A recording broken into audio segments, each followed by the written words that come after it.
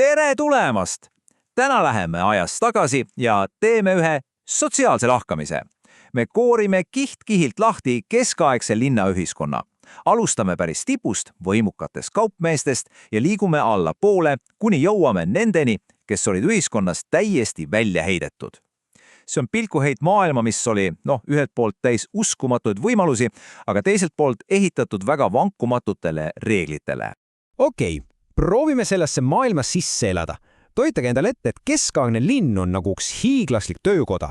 Igal pool käib vilgas tegevus, kostuvad helid, haamrite kolksumine, kangastelgede klõbin, inimeste jutuvadad ja muidugi lõhnad. Värskelt küpsetatud lõivaroom seguneb näiteks naha parkimise vängelebraga. See oli üks pulbitsev, keeruline ja mis kõige tähtsam, rangelt hierarhiline maailm, kus absoluutselt igaühel oli oma kindel koht. Niisiis, meie tänane teekond viib meid mööda seda sotsiaalset püramiidi allapoole. Esmalt vaatame tippe, kaupmehe, kes riskisid ja rikastusid. Siis sukeldume käsitööliste maailma, kus valitsesid tsunftid. Edasi räägime naistest, kelle roll oli palju enamat kui lihtsalt koduhoidmine. Ja lõpuks jõuame nendeni, kes tegid nii-öelda musta tööd ja nendeni, kes elasid täiesti ühiskonna äärealaladel. Lähme siis! Alustamegi siis laskumist ja alustame kohe mitteaadlikest linnakodanite absoluutselt tipust, kaupmeestest. Nemad olid need, kes raha linna tõid. Siin on toimunud ikka totaalne muutus. Kui mõelda vara keskaegsele kaupmehele, siis ta oli tõeline seikleja. Rändur, kes sõitis ise oma kaubaga kaasa mõõk, vööl ja teinekord, piir kauplemise ja piraatluse vahel oli isne hägune. Aga hilis keskajaks on pilt tõesti teine. Temast on saanud kontoris istuv finantsgeenius. Pankur, kes julib oma kaubandusimpeeriumi agentide ja kirjavahetuse võrgustiku kaudu. Ta ei reisi ise, ta liigutab raha ja informatsiooni. See arv siin, see lihtsalt uskumatu. Üle 150 000 säilinud ärikirja üheainsa kaupmehe arhiivist. See näitab nii hästi, kui keeruliseks ja mastaapseks see kaubandusvõrgustik oli muutunud. See pollad enam ammu lihtsalt asjade vahetamine. See oli hiiglaslik informatsioonivõrgustik, mis ulatus üle terve Euroopa. Ja see ongi point. Kaupmehe võim ei tulnud enam niivõrd tema päritolust, kuivõrd tema peast. Tema teadmistest ja oskustest. Ta pidi valdama mitu võõrkeelt, olema osav matemaatik, et erinevate valutadega arveldada ja tundma võõraid seadusi ja kombeid. Sisuliselt pidi ta olema polüglott, finantsist ja jurist ühes isikus. Ja üha tavalisemaks muutus ka see, et tal oli taskus ülikooli diplom. Olgu, liigume kauplejate juurest edasi tedijate juurde. Räägime nüüd käsitöölistest, kes olid tegelikult iga keskaegse linna majanduse selgroog. Ja kui me räägime käsitöölistest, siis me ei saa üle ega ümber tsunftidest. Tsunft oli absoluutselt iga käsitöölise elu keskpunkt. See oli justkui tänapäeva ametiühing, kvaliteedikontrolliagentuur ja sotsiaalkindlustusamet üheskoos. Tsunftid reguleerisid põhimõtteliselt kõike, alatis sellest, kui palju meistreid ühes linnas olla tohib, kuni selleni, mis juhtub siis, kui keegi teeb praaki. Meistriks saamine oli pikk ja okkaline tee. See polnud nii, et lihtsalt hakkad tegema. See oli aastatepikkune teekond, mis algas õpipoisina, kes elas ja õppis meistri kodus. Siis sai sinust sell, kes tihti rändas mööda maailma ringi, et erinevate meistrite käe all kogemusi saada. Ja kõige lõpus ootas sind ees eksam. Sa pidi valmistama meistritöö. Ja alles siis, kui tsunft selle heaks kiitis, said sa täieõiguslikuks meistriks ja võisid oma töökoja avada. Aga on väga oluline aru saada, et isegi käsitööliste maailm ei olnud võrdne. Kaugel sellest. Seal oli väga selge hierarhia. Ühel pool olid auväärsed ametid, kullaseppad, kes töötasid väärismetallidega või peened rätsepad.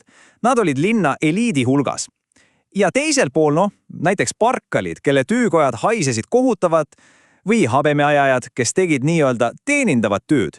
Nende staatus oli hoopis madalam. Nüüd aga pöörame oma tähelepanu naistele. Nende roll keskaegses linnas on tihtipeale alahinnatud, aga tegelikkus oli palju keerulisem. See tsitaat siin võtab tegelikult väga hästi kokku selle seadusliku ja sotsiaalse raamistiku, milles naised elasid. Nende avalik staatus, see, mida nad endale lubada võisid, oli otseselt seotud nende mehe staatusega, olgu selleks siis isa või abikaasa. Aga ärge saage valesti aru, hoolimata nendest piirangutest olid naised majanduselus uskumatult olulised. Nad ei olnud ainult koduseinte vahel. Nad olid suurkauplejad, kes kauplesid veini ja võrtsidega. Nad pidasid poode ja pandimaju. Nad olid ämmaemandad ja ravitsejad. Ja väga tihti, eriti kui mehed olid pikadel kaubareisidel, olid just naised need, kes juhtisid kogu pere äri ja tegid seda tihti märkimisväärse seisuseisuvaga. ja koduses sfeeris võis naise võim olla lausa absoluutne. Majaproua oli oma kodu kuninganna. Ja see konkreetne päris karm näide siin allikatest 15. sajandi Tallinnast näitab, et see võim teenijate üle võis olla ka väga karmikäiline. Nüüd aga alustame viimast laskumist ühiskonna redelil. Liigume äärealadele ja keskendume kõigepealt neile, kelle elukutsed olid küll hädavajalikud, aga mida peeti ebapuhasteks või aututeks. Timukas on vist kõige parem näide sellest vastuolust. Ühelt poolt oli tema töö riigi võimu jaoks kriitilise tähtsusega, keegi pidi ju karistusi täide viima, aga teiselt poolt asetas see amet nii tema kui ka kogu ta perekonna täielikult väljapoole auväärset üliskonda. See põlgus oli nii tugev, et see kandus edasi ka tema lastele, kellel polnud põhimõtteliselt mingit lootustki pääseda mõnele ausale ametile. Ja see nimekiri on tegelikult pikem. Surnumatjad, saunamehed, öövahid, prostituudid ja isegi rändnäitlejad ja muusikud. Neid viimaseid põlati just nende rändava eluviisi tõttu. Linna kodaniku silmis olid nad juurteta, kontrollimatu ja seega kahtlane element. Ja kõige lõpuks jõuame nendeni, kes olid ühiskonnast täielikult välja heidetud.